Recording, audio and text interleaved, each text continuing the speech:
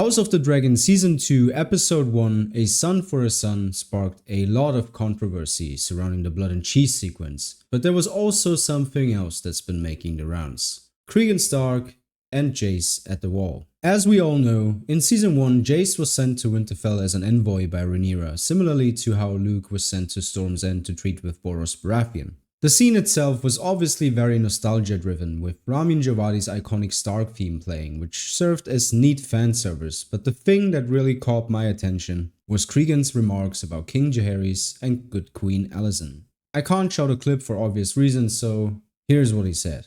My father brought King Jaehaerys and good Queen Alysanne. Okay, sorry, I'm not gonna do that whole accent thing. My father brought King Jaehaerys and Queen Alysanne to the wall. His grace stood at this very outlook and watched as their dragons, the greatest power in the world, refused to cross it. Do you think my ancestors built a 700-foot wall of ice to keep out snow and savages?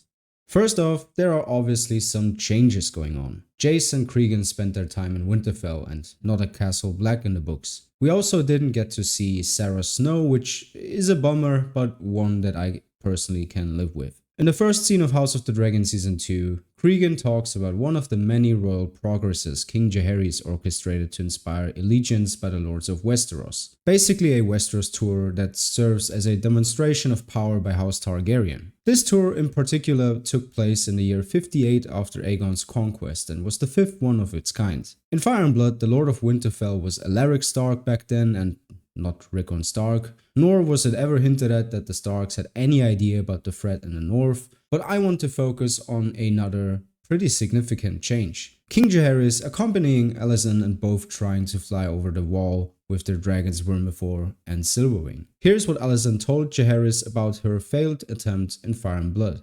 Thrice I flew Silverwing high above Castle Black, and thrice I tried to take her north beyond the wall, Alysanne wrote to Jaehaerys. But every time she veered back south again and refused to go. Never before has she refused to take me where I wished to go. I laughed about it when I came down again, so the Black brothers would not realize anything was amiss. But it troubled me then, and it troubles me still.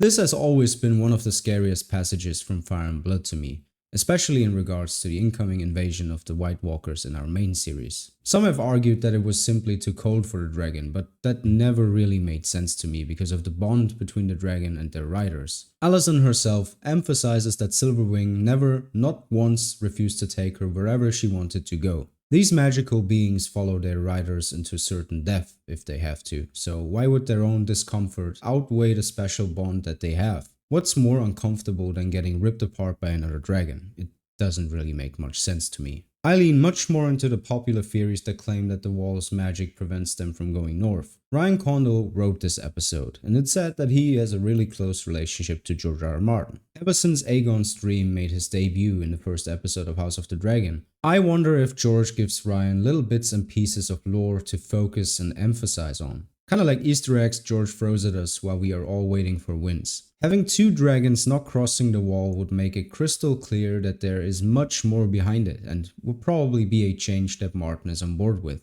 There was always that debate that it just comes down to Silverwing's and Alyssanne's connection, and that, for example, Daenerys would have a way better connection since she's the mother of dragons. But two dragons not going over the wall is just a bit much for me. The wall itself seems to be magical and is protected by ancient spells. It basically serves as a magical barrier that separates the north and the south and prevents a war of ice against fire, if you want to put it that simply. It could be a place that separates the magic of the south and the magic of the north. I think what happened at the wall was not Silverwing's disobedience, but ancient sorcery diminishing the connection between Alysanne and Silverwing for a moment. It's likely why the others have not been able to cross the wall for all those years. Because the same magic that prevents Silverwing from going north prevents them to go south. I buy into the theories that Brandon the Builder has made a pact with the others. In Game of Thrones, none of that mattered, of course. Then he just flew past the wall and gave the Night King a white dragon that then burned a hole in the wall. That's visually pleasing, but not ice and fire. Darth Maul sitting on a dragon that bursts out blue flames for the sake of blue flames was proof enough that the later seasons shouldn't really be taken seriously in regards to the books. It really was its own thing. In turn, I was very surprised to hear Cregan talk about Alyssanne's attempt in House of the Dragon and even adding Jaehaerys and therefore another dragon into the mix. It's not really necessary for House of the Dragon to do so.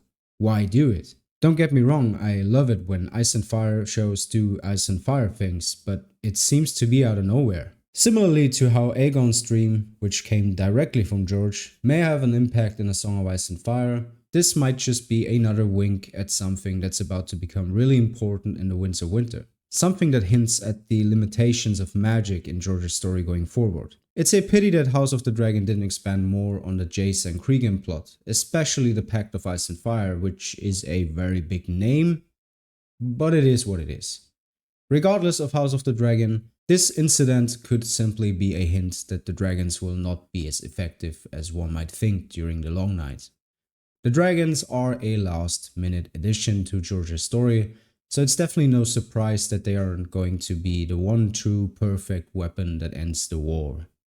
Should I actually have dragons, or should the Targaryens have some sort of, I don't know, pyrokinetic power where they can, almost ESP, they can manipulate flame and conjure up blasts of flame, invisible kind of mind dragons or something like that. And I went back and forth, but I finally decided, no, I'm gonna go with the dragons, and I think that was the best choice. But even there, I've applied as much rationalism to my dragons as you can. I mean,